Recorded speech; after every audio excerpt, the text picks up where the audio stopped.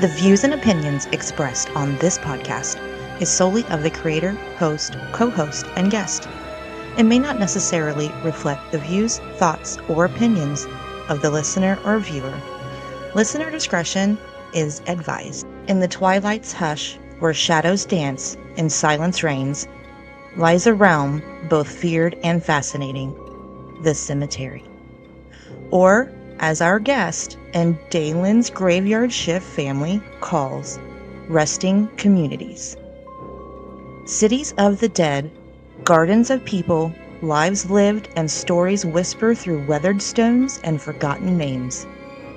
Tonight we venture into sacred grounds, seeking voices from the beyond, but in a fun way. Join me, your host, Melanie, as we dive into the unknown, tombstones and tales. We unravel the mysteries hidden among the headstones. Welcome to Explain Strange Podcast.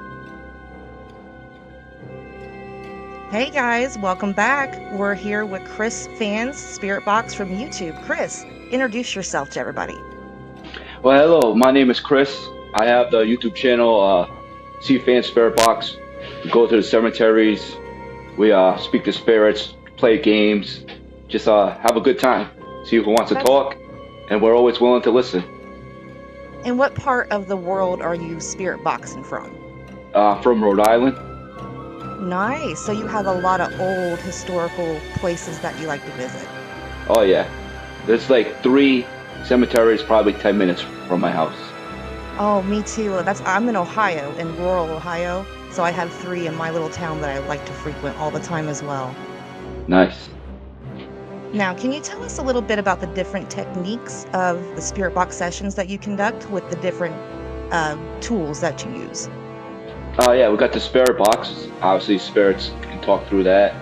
I use a motion detector that they walk in front of it, and it'll make a noise and light up, and I have a cat ball that lights up if they touch it. And I also use a digital recorder, try and catch EVPs. And have you caught any EVPs before? I feel like there might be something there, but sometimes you hear stuff just because you want to hear it. Yeah, I get that. And if you could pick one place to tell a story of a person that you kind of frequent a lot while you're out there, who would you tell us about? Well, it's not really a person, but I have one cemetery I go to a lot. I call it the headquarters. It's a lot of old people, the cemetery headstones there. It's probably the oldest one I go to. It's called Elder Baloo Cemetery. It's on Elder Baloo Street. I've probably been there the most. And what's the oldest headstone that you've seen there? Hundreds, I want to say. Wow. Yeah, I That's incredible. actually They're not that old here. did one. I just did one. I released it uh, before Thanksgiving. It was the 1600s, 1687, I want to say. Oh, wow. So the Mayflower. They were on Yeah, the Mayflower. they were on the Yeah, I did Mayflower. watch that one. That was a really good session. I was proud of that one. And with the Spirit Box, do you like using the apps or do you like using the actual radio frequency scanner? I use the app. I find that I get enough responses with that. Some stuff is obviously we know it's programmed into the app, but when you get direct responses, the questions you ask, sometimes I'll ask for a number and I get a number, or I ask for a name and you get a name. So Yeah, it's pretty incredible with the responses they can get. They seem pretty intelligent, and that's what really like gets me. It's like, what do you think they are? Like, do you think they are what they were, or have they become like part of the spirit realm and kind of intelligent in a way, beyond their years in a way? What do you yeah, think? I think they're pretty intelligent. I did ask one time, can you learn from watching the living? And I got quite a few yes responses from that. Cool. Do you have a personal thought on the afterlife? Now, I've go to like the one of the 3 of the cemeteries I go to. One is Catholic, and I've noticed that the religion preference based on the Catholic cemetery, they're all like really sad there versus the one that isn't just one religion. What do you think about that? Is it like a religious preference on how the ghosts perceive us and want to talk to us? There could be. I could see how that could be perceived that they might want to talk to someone they're more related to with their religious beliefs. Yeah, I guess sometimes you do get more sad responses, and when it's a wide variety of people there, they seem different. Yeah. Yeah, I totally get that. What was your favorite place that you've been to in the past 2 years? Favorite place? I went to the Medfield State Hospital. I walked around there. Couldn't get inside no buildings. They're all boarded up. That place was pretty cool. And I just did one probably a couple weeks ago where I was interacting with an 8-year-old child. I had my motion detector out and I put the cat ball out, and he wouldn't do anything when I was there. But I said, all right, I'm just going to leave this stuff here. I want to continue walking around. And every time I would leave, the motion detector would go off. So I had to run back and then it would stop. So did it like 3 or 4 times. So that was pretty cool. Yeah. And do you get like a lot of children spirits that kind of like to are interested in what you got going on, or do you think they kind of shy away until they get to know you? I feel like sometimes they can be pretty shy. Mhm. Like they kind of step back, and then as I'm just sitting there, maybe like 20, 30 minutes, you start to get more responses and interactions, start to get comfortable. The more times you go to the cemetery, they get to know you. Yeah, you kind of have to build like a reputation with the Yeah, ones that you go to build a the lot. Yeah. reputation, build up the trust, become become it's like becoming friends over time. Mhm. Yeah, the one I go to, there's a certain spirit. I know I'm thinking he's a teenage boy. His name's David and he always comes through. Do you have like something like that? Like it's hard to explain. It's like every time I go, I always get a certain name and it's like but I can't find their headstone and it's like they're not showing me where they're at. I have one that it's a lady called Ruth. She comes through a lot, but I think I actually did find her headstone one time at the old cemetery. I found one that said Ruth Ballou, I want to say. So I was like, "Hey, Ruth, is this you?" And I sat there, had a conversation. She comes through a lot. That's cool. Do you kind of like have a picture of what she looks like in your head when you talk to her? Uh, Kind of just generic, I guess. I don't know. Yeah. Yeah, I didn't know if you had like a little like since being out in the cemetery, being around, that kind of place, do you start develop psychic powers, like sensing things that are there that you can't see? Yeah, definitely. Sometimes you feel like there's someone standing behind you. Turn around, there's nobody there. Sometimes I'll ask, "Hey, are you behind me?" And they'll be like, "Yeah." And I'll be like, "All right, Mhm. come on, come close, come join the conversation." Yeah. Kind of invite him in like, "Hey, come on, don't be a creeper." Now, what got you into doing the spirit box sessions? Were you like into ghost hunting or urban exploring before this? I've I've kind of always been into the paranormal since I was younger. I grew up watching ghost hunters on TV. They're also from Rhode Island, so Mhm. and then I did started doing the spirit boxes after I saw Dalen do it, and I was like, hey, that's pretty cool. I want to give that a try. So I tried it, and here we are today, still going. Yeah, and you do really good. Like, I love watching your videos. I find myself, like, after I edit a couple of mine, eating lunch, I'm like, "Oh, we'll see what Cfans is doing today," and it's always amazing. I always Thank you. enjoy your videos. Now, before you did the graveyard stuff, was there a place or haunted location that was on your bucket list of places to go investigate? Just like Penhurst and all the ones that you see it on TV and stuff. I'd love to go there one day. Besides the Would you have any graveyards, plans to go into, like, the Paracon that's at Penhurst? that would be pretty cool. I'd love to Yeah? one day try and make it out there. Yeah, When me I was too. Like, yeah. when I was probably like 18 or so, I went to California with my cousin Jay, who I've spoken to on this channel, and we went to the Queen Mary. Oh. So that was pretty cool. Did you get any experiences there? We did kind of have one experience where we heard a door slam and we were the only people around. So that was the only experience that we had. Now, you ever heard a disembodied voice while you're out there doing your videos? I felt like I heard it once when I was talking. I felt like there was somebody talking right inside of me, but yeah, there was nobody there.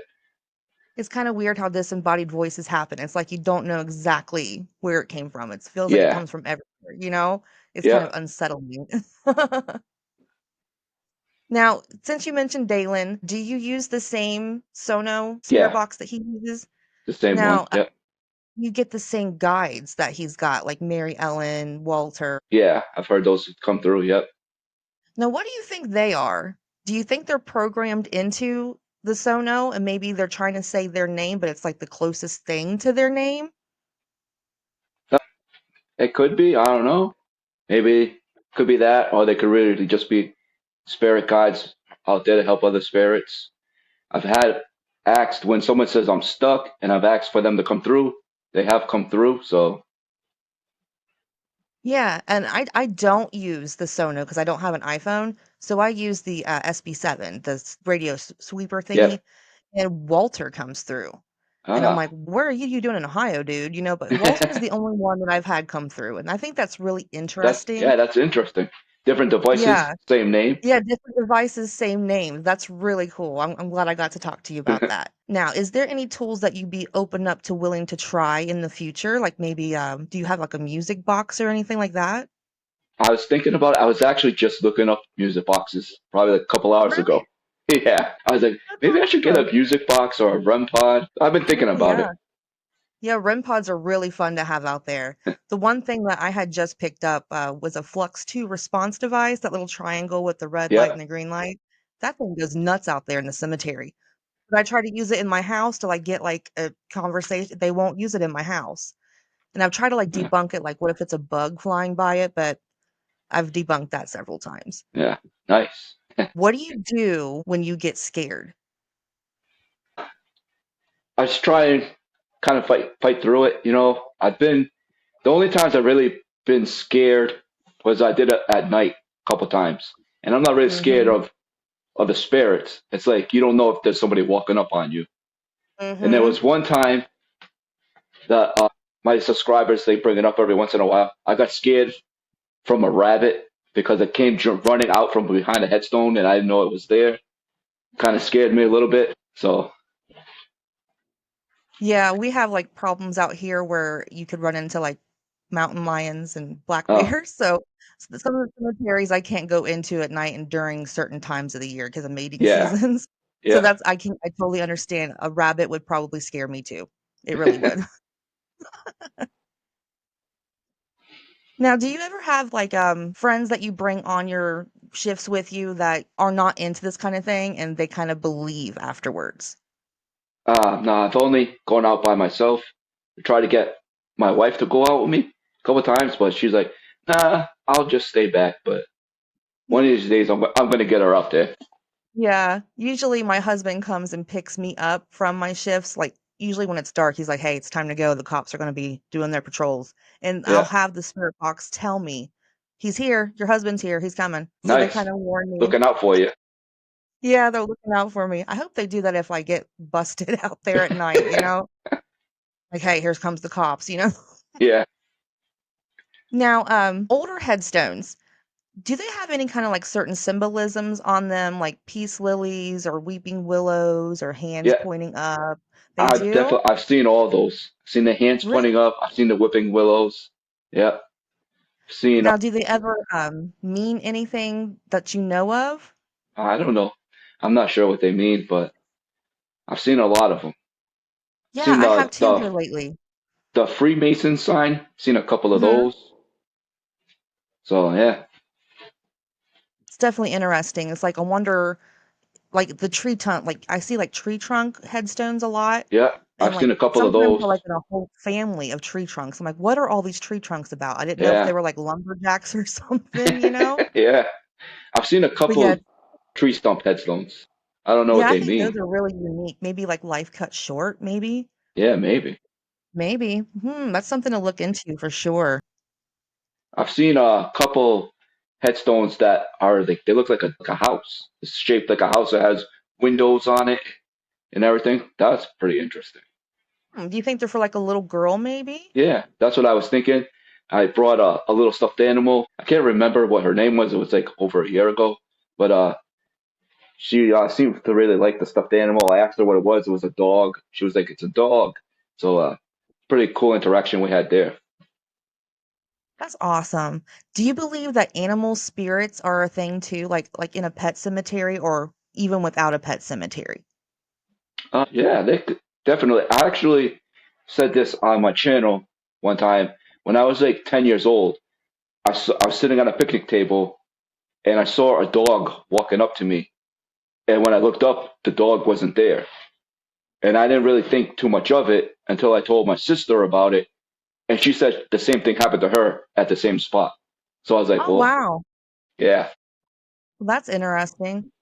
Yeah, it makes you wonder if like our past pets that, that we had when we were children are always with us. You know what I yeah, mean? I always yeah. wonder that. I definitely wonder that. Now, when you go out in the cemetery when it's cold outside, how can you determine whether it's, like a presence of a cold spot? That was one of the questions somebody wanted me to Yeah, ask you because they in the cemetery when there was snow out and you were making snowmen with for yeah, the. yeah. I did that. That I don't know. Just kind of. It's all cold, so I don't know. Do you have any advice for us to stay warm while we're out there shifting in the cold? I don't know. Everybody tells me to wear gloves, but Yeah. uh, Sometimes so it's hard to wear wear gloves, when you have to hit the buttons. wear gloves and wear a winter hat. And I'm like, yeah, a winter hat covers my ears, so I want to hear. Yeah, that's true. Like, I guess shifting ain't easy sometimes when the weather's Yeah. bad. Now, do you think like big storms, like the hurricanes that blew in, do you think they kind of elevate all that spiritual activity in the cemeteries? Yeah, I think that could happen. It gives a lot of energy out there. I've been out there when a thunderstorm was supposed to come in like the next day. Asked them if that energy helps them communicate, and I definitely got more interactions that day than a normal day. So I think Yeah, the I energy could from tell. storms, I think it helps them out. Mhm. I think it amps them up in some kind of way they can feed off of the energy? Yeah, yeah. Now, with Halloween and the veil being thin, did you feel any difference during that time of period when you were out there shifting that it was more active? Yeah. I think that helps them and makes it easier for them to communicate, and yeah, it's definitely a little bit easier. I feel like maybe they're a little more comfortable. Yeah. Now, do you have any future plans? Do you keep on wanting to do the graveyard shifts or do you want to like branch out and travel? If I could make the time, I'd like to travel, go to different places, stuff, but don't always have the time right now with my job and stuff. But one day that would be the plan. Make this full time and be able to travel, go different places. Yeah, I think that's the ultimate goal for all of us is to quit our jobs and just do this paranormal stuff full time because it's like our passion? Yeah, yeah. Now, Seeker Squad. Where did Seeker Squad come from?